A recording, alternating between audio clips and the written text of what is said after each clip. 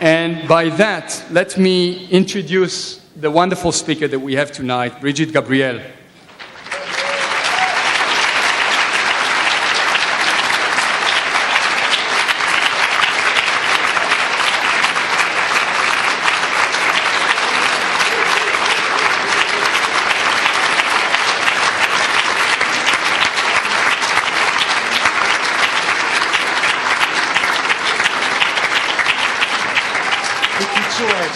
Although she needs no introduction, but you will allow me for a second. Okay. She's one of the leading terrorism experts in the world, providing information and analysis on the rise of global Islamic terrorism. She lectures everywhere in Europe, in Australia, and she is a regular commentator in CNN, in MSNBC, in Fox, and in other channels. She is the former news anchor for World News, the Arabic evening news broadcasts from the Middle East. And she is, not less important, she is the president and CEO of Act for America, the largest... They know. The largest grassroots citizen action network dedicated to preserving national security and combating Islamic supremacy. So, please welcome our guest.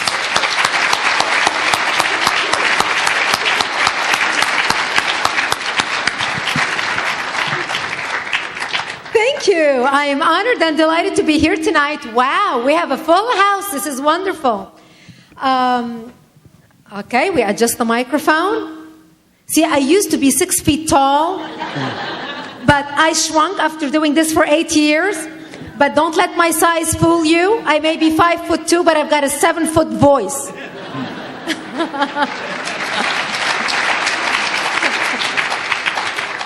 Thank you. I am honored to speak before you here about my love for Israel. As a Lebanese who considers herself a passionate Zionist, who believes in the state of Israel and the existence of the state of Israel as the Jewish state, I believe the Jewish people...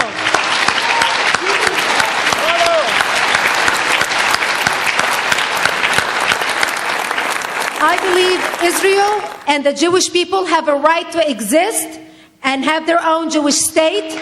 Israel is a beacon of democracy in the world and needs to be defended by all freedom-loving people. And I think it's about time people stand up proudly and say this publicly and defend her, because Israel is under attack.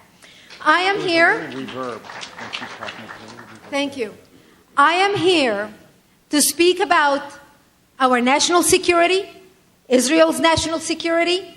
I'm going to be talking about terrorism and the rise of global Islamic terrorism that threaten not only Israel, but threatens all of us at this point. And before I begin my lecture, I would like to make something very clear. I am here to talk about radical Islam. Not all Muslims are radical.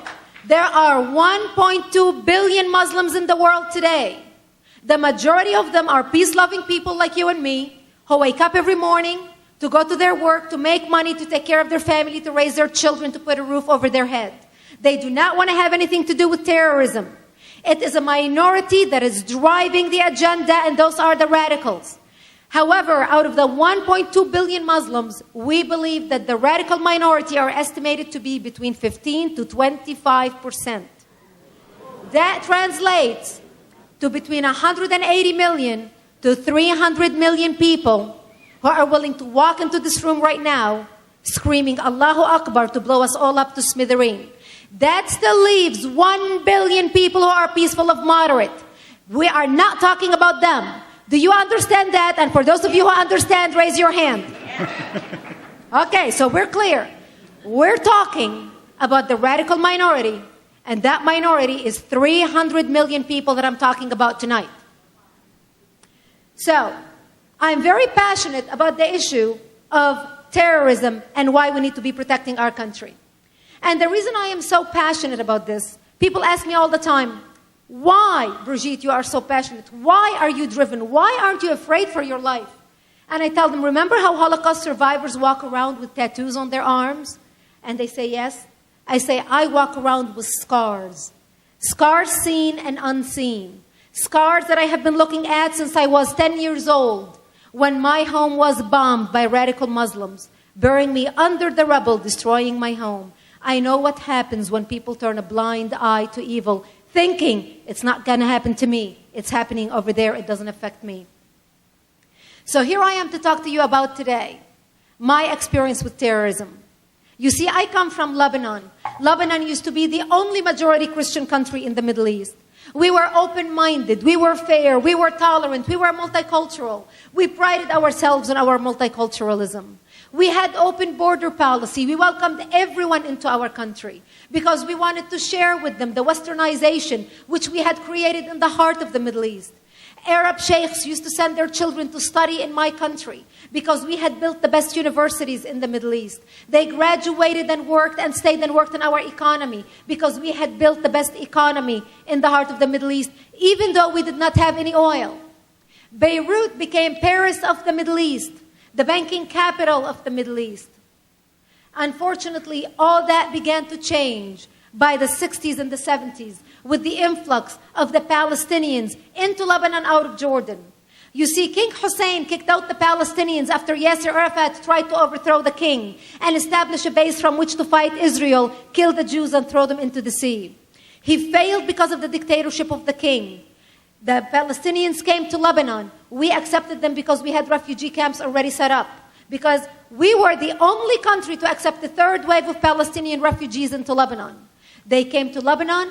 They put their heads together with the majority Muslims in Lebanon at that time, and they declared war on the Christians. Yasser Arafat wanted to create a base in Lebanon to fight Israel, kill the Jews, and throw them into the sea. And he was able to use our open-mindedness, our tolerance, our multiculturalism, our good-heartedness to topple our democracy, and this is how we lost our country.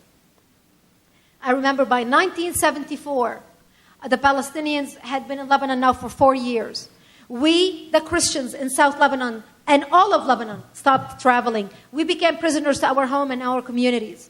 And I would ask my parents, how come we're not going to Beirut this Christmas to spend Christmas with my family? Because the rest of the extended family lived in Beirut. And my father would tell me, well, we decided to stay home this Christmas because we just wanted to be together here. Well, you have to understand, that was not fun for me because I'm an only child to an elderly parent. But the reason later why I found out that we are not going to Beirut is because the Palestinians and the Muslims started setting up checkpoints, fly-by-night checkpoints, and started stopping cars, traveling. And they would stop people and get them out of their cars and look at their IDs. And in Lebanon, our religion is written on our national ID. You are either a Christian, a Muslim, or a Jew. So when the Muslims would see that this is a Christian family traveling, they would get them out of the car and shoot them in cold blood. The word traveled fast. It became known as identity killing at the time. Thomas Friedman, in his book From Beirut to Jerusalem, writes about it. By 1975, the Muslims and the Palestinians formed their own army called Jaysh Lebanon al-Arabi, the Arabic Lebanese army, and started attacking different communities in Lebanon, especially Christian communities. They started killing the Christians, taking city after city, town after town, in order to establish their base. They would walk into a Christian city. They would find Christians hiding in a bomb shelter. They would find a mother and a father hiding with a little baby.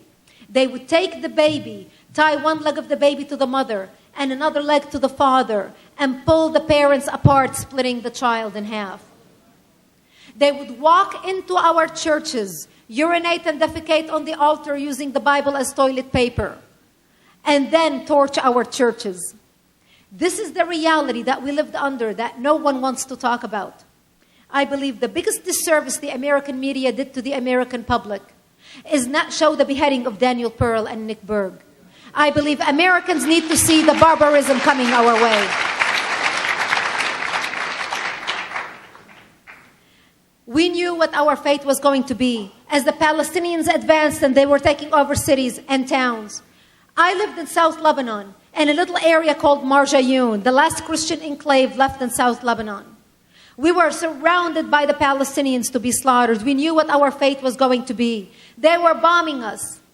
My 9/11 happened to me in 1975 when the Muslims blew up my home, bringing it down, burying me under the rubble wounded as they shouted, Allahu Akbar.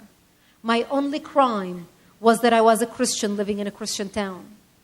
I ended up wounded and in a hospital for 2.5 months. And as I laid in a hospital bed as a little child, with IVs in both arms, with needles in both arms, going from one surgery to another, I would ask my parents, why did they do this to us? And my parents would tell me, because we are Christians, the Muslims consider us infidels and they want to kill us. So I learned since I was 10 years old that I am wanted dead simply because I was born into the Christian faith. See, when I talk like this at Christian churches in America, people don't understand it. But you as Jews understand. Because the majority of you who fled whatever country you were born in, because of persecution, because of your race, because the people that attacked you because you were Jewish. Whether you were an atheist or you practiced your religion, that was irrelevant. You were a Jew and you were identified as such. The Germans threw you in concentration camps. Arabic countries threw you out of your homes because you were Jews. We, the minorities in Lebanon, were under the same attack simply because we were Christians. I ended up leaving the hospital and coming back home. But my home was no longer the home. I left. My new home became a bomb shelter underground. An 8 by 10 bomb shelter, 6 feet underground, where my mother and my father and I lived, with no electricity, no water, and very little food. To get some food, we would crawl under the bombs, and we would dig out dandelions and different vegetation and different greenery, because it was the only greenery we had, and we would eat that. I learned to peel thorn in my tender young fingers at the age of 11 and 12 so I can eat the stalk that grew inside the thorn. We didn't have any water because the Palestinians and Muslims cut off all our water supplies and all our food supplies and the electricity. But thankfully, I lived in a town called Marjayun, Valley of Springs. And we used to crawl under snipers' bullets to a nearby spring to get some water.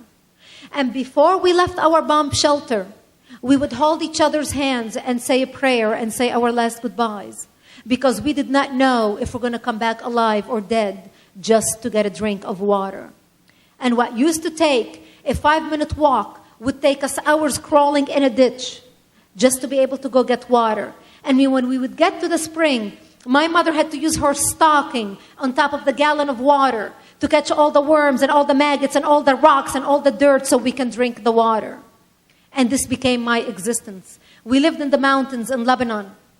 In the winter, it was very cold.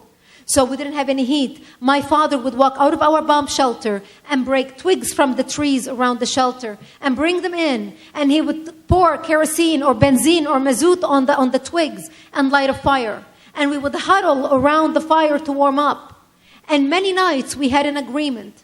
Whoever woke up first would drag the other two outside and slap them on their face to wake up. Because many nights we would pass out because of carbon monoxide poisoning. This became my existence. I went from being an only child to a wealthy Lebanese man who was living the Lebanese dream with a chauffeur to drive me to school and living servants at home, to living eating grass with a father who lost all his money in the bombing, living 6 feet underground, fighting to survive. And my life continued like this. We knew what our fate was going to be because we were surrounded by the combined forces of radical Muslims and Palestinians to slaughter us. But to our back was Israel. And we knew of the two enemies because at that time Israel was supposedly the enemy of Lebanon. We knew of the two enemies. If we go to the Jews and beg for help, the Jews are not going to slaughter us because we had more shared values with them than we had with the Muslims. And few people from my town went to Israel and begged for help. And they told the Israeli generals, unless you help us now, you're going to have the radical Muslims and Palestinians on your border within 48 hours. And Israel started coming in the middle of the night and started bringing ammunition for the military and started bringing food for the children and started bringing bomb shelters to those who did not have bomb shelters and blankets to those who did not have blankets. And we learned very quickly. Israel started taking the Christian men to Israel and trained them how to fight. Because we learned very quickly that you can have all the professional degrees behind you on the wall. Your law degree, your medical degree, your accounting degree, your whatever degree. None of that will do you any good when you are faced with an enemy bent on killing you in the name of Allah. And this became our existence. We went on living like this for 3 years, Israel coming in the middle of the night and helping the Christians. By 1978, I was 13 years old. A friend of ours stopped by one day and he said, Brigitte, I just want to let you know that we heard on the radios that we're going to be under a major attack by the Muslims and the Palestinians tonight. And I want you to know that if we die, if I don't see you tomorrow, I want to wish you a merciful death. And he left. And I remember at the age of 13 years old, putting on my Sunday best, my Sunday dress, because I wanted to look pretty when I'm dead, knowing that when they come to slaughter me, there would be no one to bury me. And I remember my mother combing my long black hair down to my hips and tying a white ribbon in my hair that matched the white flowers in my blue dress. As I sobbed, crying, begging her, I don't want to die. I'm only 13 years old. I don't want to die. And there was nothing my mother could say to me. And I remember we had a 2-hour ceasefire sitting in the corner of our bomb shelter.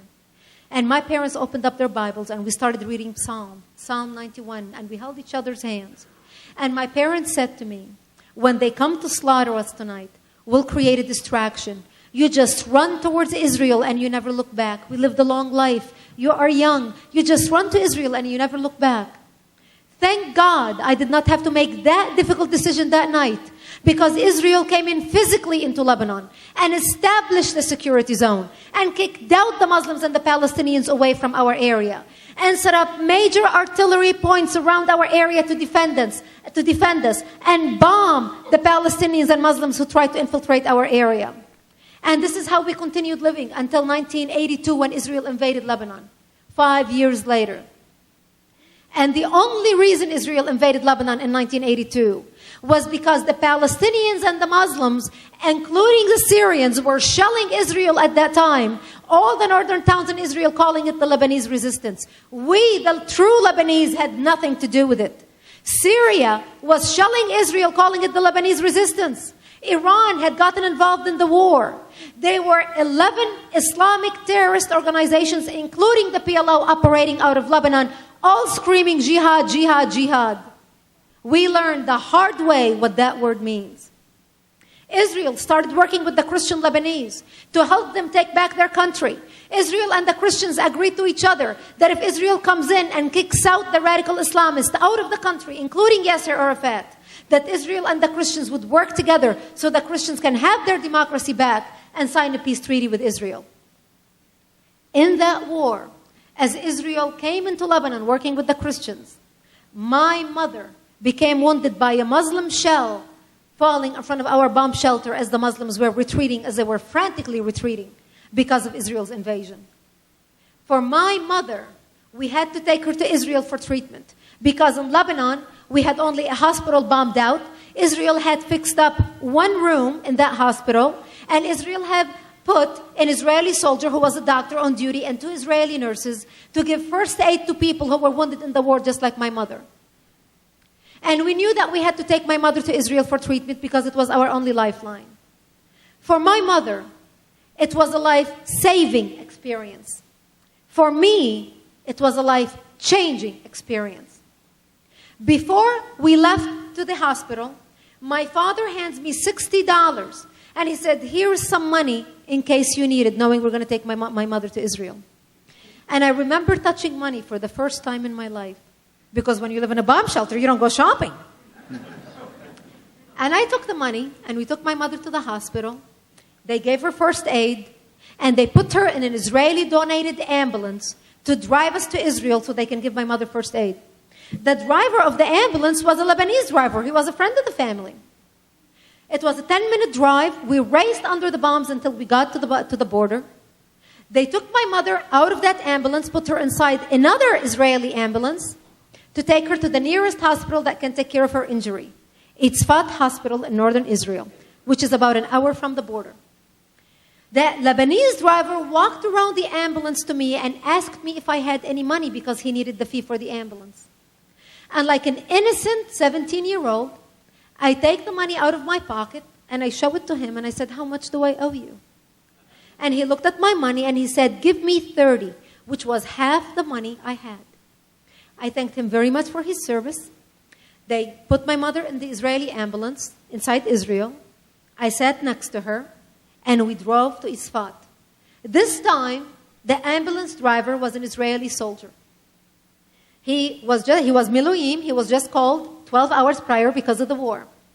And this was the first time I am alone in Israel without anybody really with me, friends or relatives. I mean, we used to go to Israel for visits, but this is the first time I'm in Israel by myself with my mother, laying unconscious in the back seat and the stretcher in the ambulance.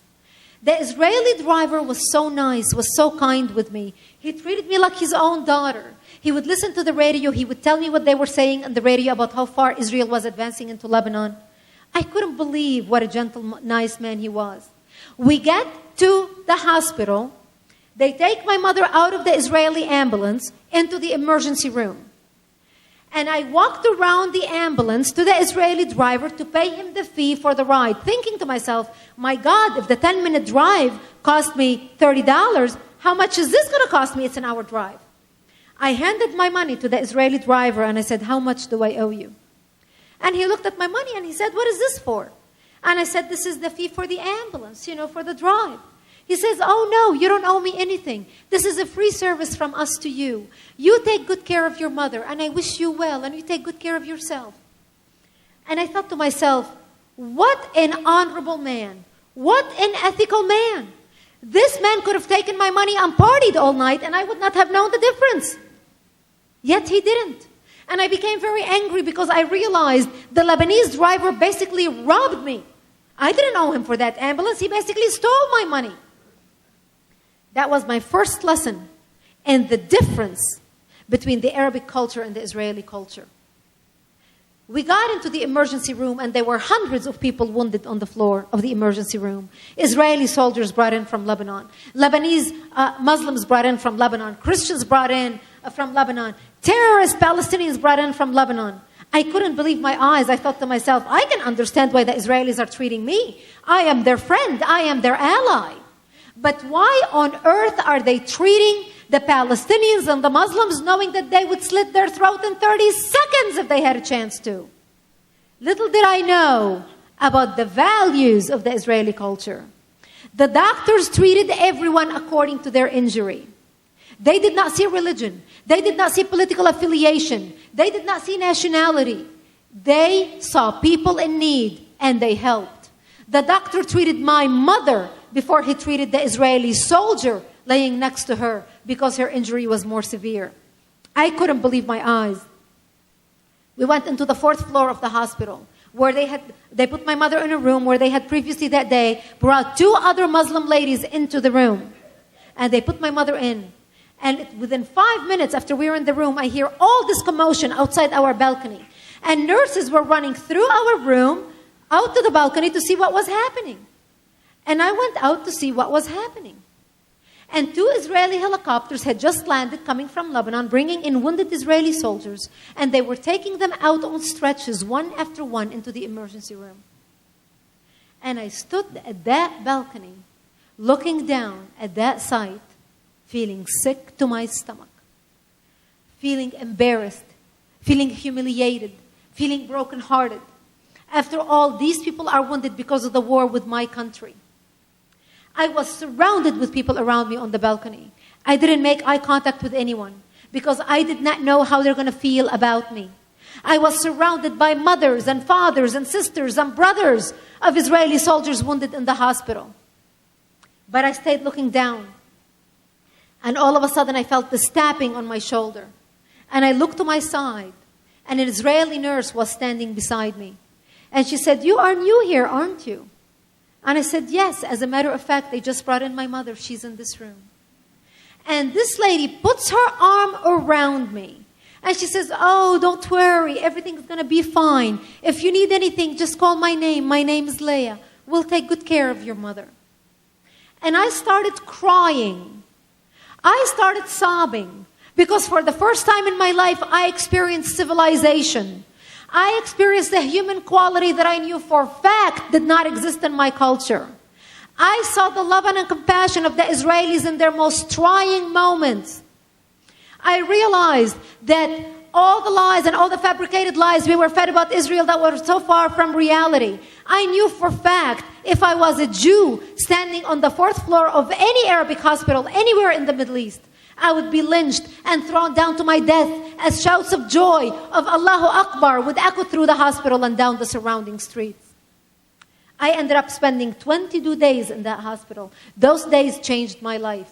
Changed the way I believe information. Changed the way I listen to the media. Changed the way I watch television. Because I realized Arabic children are fed a lie by their government about the Jewish people. That was so far from reality. As I stayed in the hospital and got to know the people of the mothers and the families of the Israeli wounded soldiers, my mother was always wounded going from one surgery to another. I became good friends with 2 Jewish mothers whose sons were wounded in the hospital. One of them was Rina Potashnik from Pardes Khana, Israel. Rina had her own son Amir wounded in the hospital. He was wounded with his eyes and he became blind. And I ended up spending a lot of time with Rina. And one day I was in Rina's room and the Israeli National Band came to play songs to lift the spirits of the Israeli soldiers. Songs like Yerushalayim Sel Zahav, Jerusalem of Gold, and the Tikva. And I remember one day they came and I was standing there. And they started playing the songs and we started crying. And I felt so uncomfortable in the room. I did not want to make Rina uncomfortable. And I started walking backward. After all, her son is wounded because of the war with my country. And without skipping a beat, Rina holds me with my hand, pulls me back in. And she said, it's not your fault. It's not your fault. And we both stood there holding each other's hands crying. What a difference between her, a Jewish mother, looking at her only son, deformed at the age of 19 years old, who is still able to love me, supposedly her enemy. What a difference between her and a Muslim mother willing to strap bombs on her son's body and send him out to blow himself up just to kill a few Christians and Jews. The difference, my friends, between the Arabic culture and the Israeli culture is a difference between barbarism and civilization.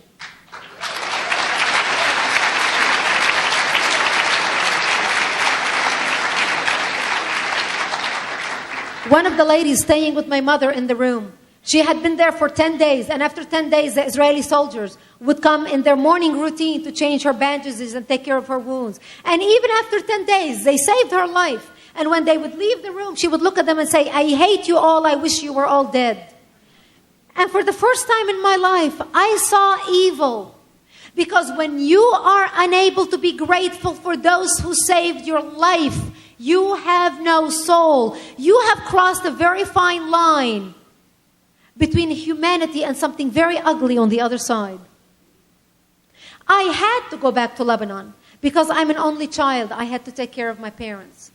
But I vowed that one day I will go back to Israel. That one day I want to come live amongst those people whose values I respected and admired. I wanted to be like them. I wanted to have what they had. Because I realized, even as a Christian, they had something even I did not have. They were able to love and forgive their enemy, the Palestinians, in a way I wasn't able to. And I was the Christian who was supposed to love like Jesus taught.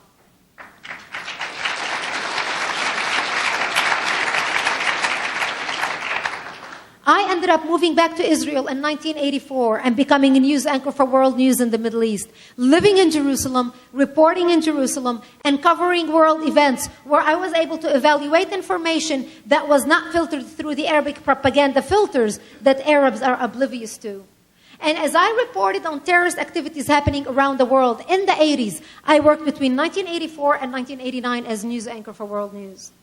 And as I reported every night about different terrorist activities happening around the world, I started connecting the dots. I started realizing there was a pattern developing. The name of the perpetrators were always Muslims. Ahmed, Muhammad, Hussein, Ali. The name of the victims were always Westerners, Christians and Jews. Terry Waite, Terry Anderson, Colonel Higgins, the Achille Lauro, the TWA, the Panam flight.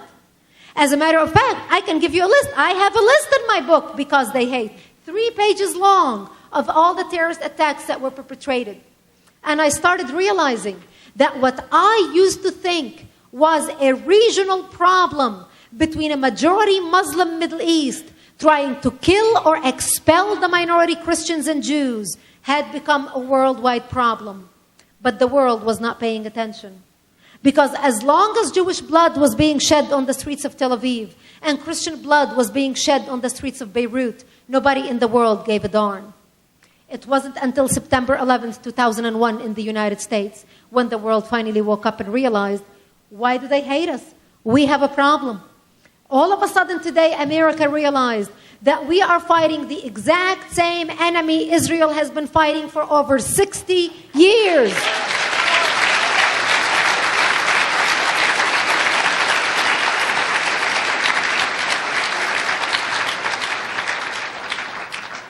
We are fighting the same enemy here in the United States. Our country here has been infiltrated on all levels with terrorist organizations setting up shop in America. And when I speak to different organizations and to different people, I say, you only worry about Al-Qaeda. Al-Qaeda is not the only problem we have in the United States. As a matter of fact, of all the terrorist organizations that have set up shop on American soil, the top 3 are Al-Qaeda, Hamas, Islamic Jihad. And of all of them, Hamas has the largest infrastructure on American soil. Hamas has cells in over 40 states in the United States. Hamas has cells in the top 31 cities in the United States. And to give you an idea of Hamas's infrastructure in America, here are some of the cities where they have cells in.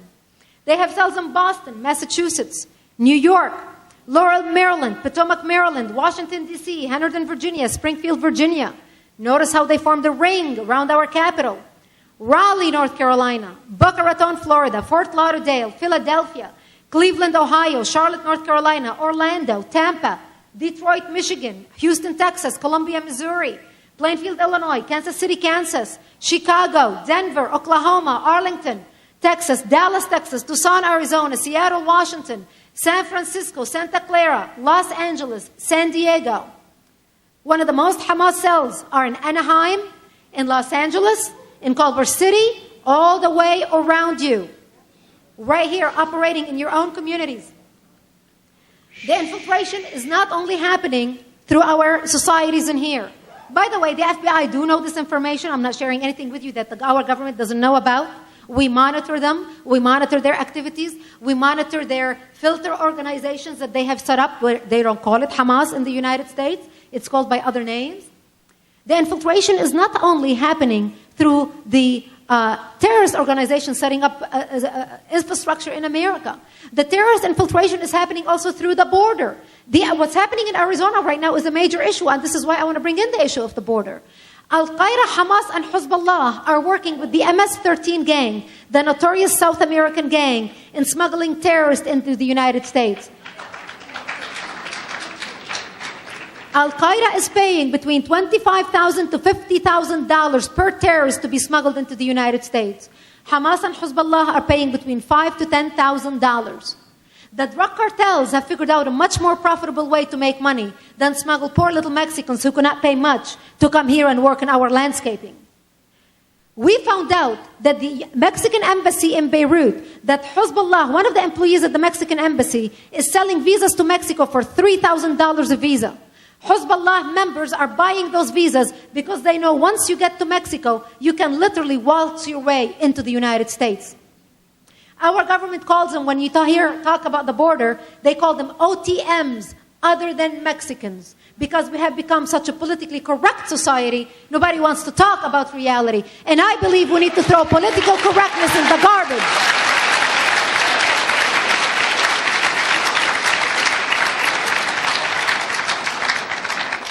The infiltration is happening through the mosques in our community.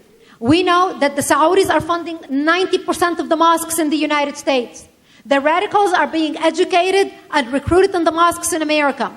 The Freedom House, the Center for Religious Freedom, did a study where they went undercover in some of the most prominent mosques and Islamic institutions in the United States and collected over 200 books and publications provided by the government of Saudi Arabia to Muslims living in the United States to teach them how to deal with infidels living in non-Muslim land. And here's what the Saudis are teaching. By the way, this is taken out of the King Fahd Mosque right here in Los Angeles. Quote, as you can tell, by the way, I'm going to quote you word for word. As you can see, I don't need papers to give a speech. But I will make sure I am going to quote you so I don't misuse a word, I don't take a word out of context, so you will know what is being taught in the mosques in your own community. In their relations with all non-Muslims, these Saudi books and publications repeatedly exhort Muslims to, quote, hate them for their religion, meaning us, Christians and Jews and Buddhists and atheists and Sikhs and lesbians and gays and everybody else, to hate for Allah's sake, always oppose them in every way, maintain a wall of resentment against them. They say that democracy is responsible for all the horrible wars of the 20th century, and that attractive names like democracy, justice, freedom, brotherhood, and equality cause all of the world's problems. They say that it is the religious duty of every Muslim to impose, and I continue quoting, functionally Islamic government on every country in the world. This religious duty is binding in principle, in law, in self-defense, in community, and as a sacred obligation of jihad. In order to fulfill the sacred obligation of jihad, they must, and I continue quoting, invade its western heartland and struggle to overcome it until all the world shouts by the name of the Prophet Muhammad and the teachings of Islam spread throughout the world. Only then will Muslims achieve their fundamental goal. All religion will be exclusively for Allah, end quote. We found out that this is being taught in 7 out of 10 mosques in the United States. 7 out of 10. Is it any wonder why in the last 12 months alone, we have arrested 54 homegrown terrorists, all Americans in the United States, all Muslims either born into the Islamic faith or have converted into the Islamic faith, more than any other militia or radical group anywhere in our country. Because this is where the indoctrination is taking place. The other problem where we are being infiltrated is our universities. I call our universities occupied territories.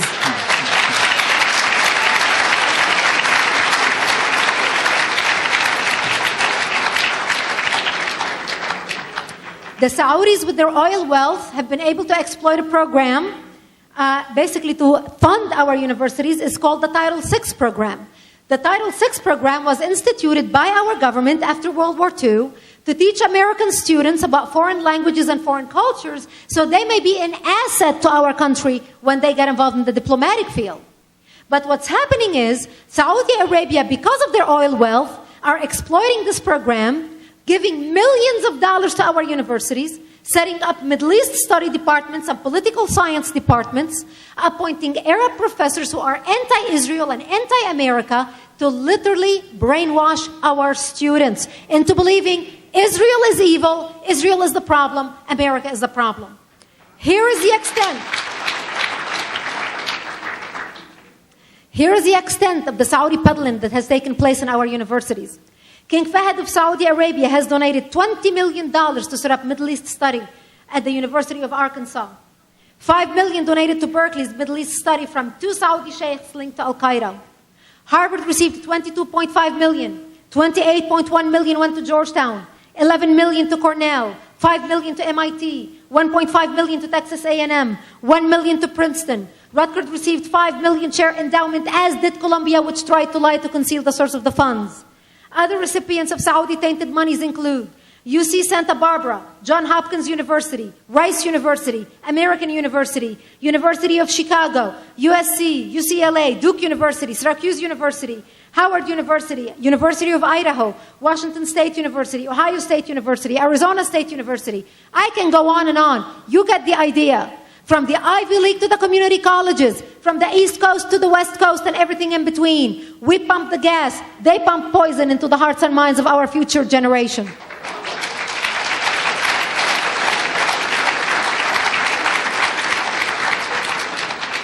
What is the best way to destroy a society? take the children and brainwash them. What did Hitler do? Hitler did the exact same thing. We are seeing the same type of supremacy and hate education being taught in our universities right now. People ask me, Brigitte, why is the media so biased? The media is so biased, it's unbelievable. I tell them, why are you surprised? For the last 16 years, those students who have been graduating out of our universities, being fed the steady diet of hate against Israel and against America, are now the news anchors, the opinion shapers, the news writers, the bureau chiefs, who are spouting these ideas that they have been taught.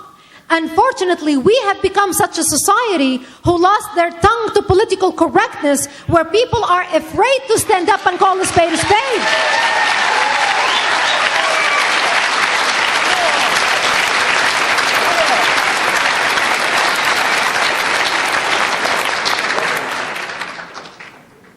If it is not I, then who?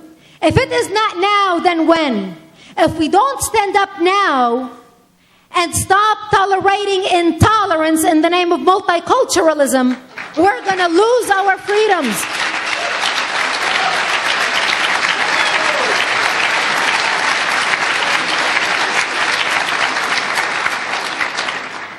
Tolerating intolerance is a crime. We have so much to lose.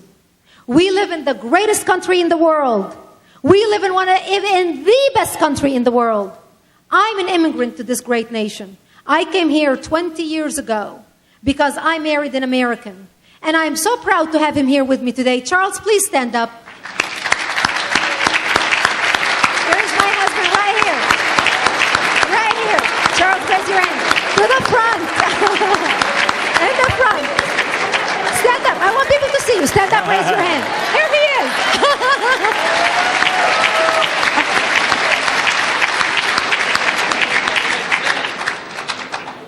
This is the man who is the reason why I'm standing here before you today.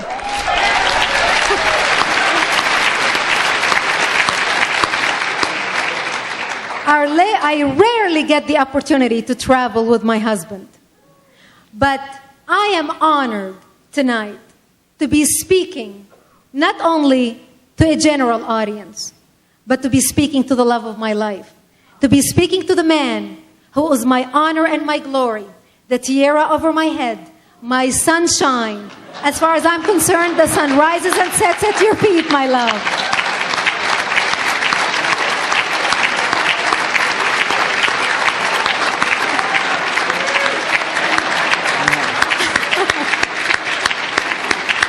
I am honored to be your wife, and I thank you for giving me the opportunity to come to America, to be here, to be able to do what I do, because I couldn't have done it without you, my love, and thank you for your support.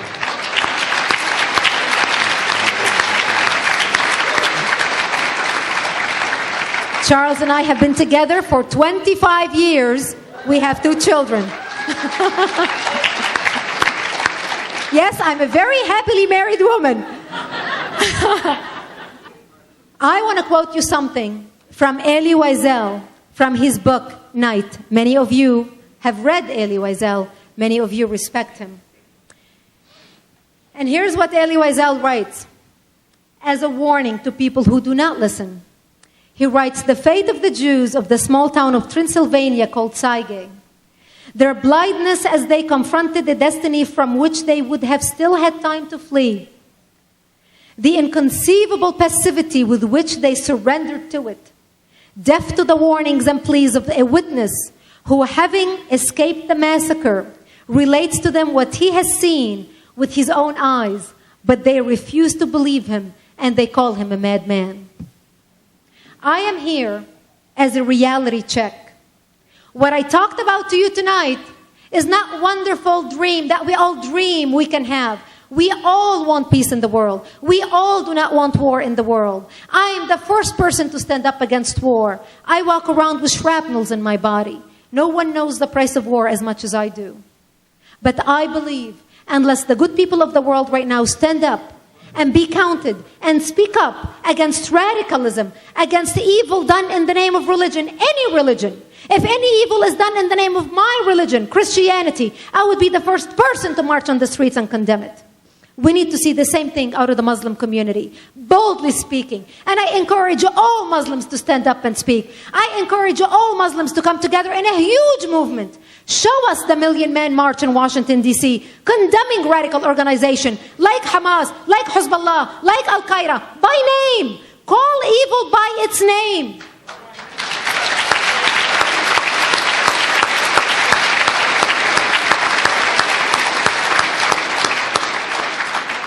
And I cannot end my speech without thanking each one of you sitting here in the audience today. Those of you who build businesses in this great nation, those of you who voted, those of you who worked and paid taxes, those of you who participated in building this great nation I call home. I am so thankful for you, for preparing a nation for me, where a humble immigrant like me can come, can prosper, can be free, can have the ability to stand up here and express my opinion freely. I thank you, because my freedom is built upon all the work and all the taxes and all the voting and all your political activism and your involvement in making America great. We are the best nation in the world, and what makes us great, yes, we are. And what makes us great is our ability to come together, to discuss issues that are difficult to discuss, but at least we have the freedom to discuss them, to make sure that our children will inherit a country where they can live freely. And I believe we are fighting a war to survive. In the last 100 years, evil dwelled because so many people stood by and did nothing, allowing evil to prevail. As America stood up against and defeated communism and Nazism, this is the time we need to rise and defeat Islamofascism, the greatest threat to world peace, and Israel is on the front line of this war. Thank you, God bless you, and God bless our country.